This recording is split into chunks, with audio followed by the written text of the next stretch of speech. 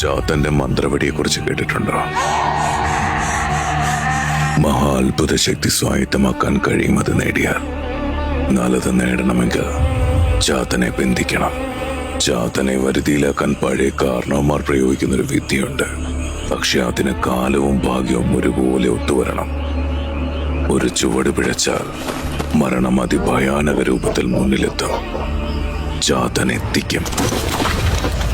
ഭൂമിയുടെ പ്രതലത്തിൽ നിന്നും പൗർണമി ചന്ദ്രന്റെ പ്രഭാരം ഒഴിയുന്ന നേരം കണ്ണിൽ കറുപ്പ് കലർത്തി പലരും കാത്തിരിക്കും ചാത്തന് വേണ്ടി. പ്രത്യേകിച്ച് പ്രസവിച്ച പശുവുള്ള വീടുകളുടെ അടുത്തായി. കാരണം പശു പ്രസവിച്ചതിന് ശേഷം വരുന്ന ആദ്യ പൗർണമി ദിവസത്തിലെ 7-ാം യാമത്തിന്റെ അന്ത്യപാദത്തിൽ ചാത്തൻ പശുവിന്റെ അകടിൽ നിന്നും പാല് കുടിക്കുവാനായി വരും. പൗർണമി പ്രഭയിൽ ശരീരത്തിന്റെ ചൂട് മണ്ണിലേക്ക് പകർന്നു കൊണ്ടുവരുന്ന രൂപത്തെ ദൂരെ നിന്നും കണ്ടാൽ കാത്തിരുന്നവർ മെല്ലെ കാടിന്റെ മറവത്തേക്ക് മാറും.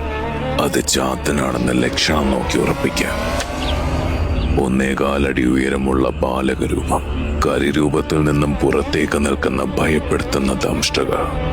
കൽമാലയ്ക്കൊപ്പം മരവണ്ണത്തിൽ ചേലയെടുത്ത് നടന്നു വരുന്ന ചാത്തന്റെ കയ്യിൽ അത്ഭുത ശക്തിയുള്ള മന്ത്രവടിയുടെ പ്രഭയമുണ്ടാവും.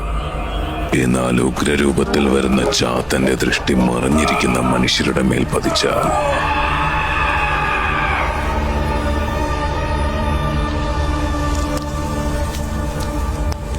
ചാത്തന്റെ ഈ കഥയ്ക്ക് ഒരു 2ാം ഭാഗം അനിവാര്യമാണ്. ഒപ്പം കനവുകഥയ്ക്കായുള്ള നിങ്ങളുടെ കാത്തിരിപ്പം.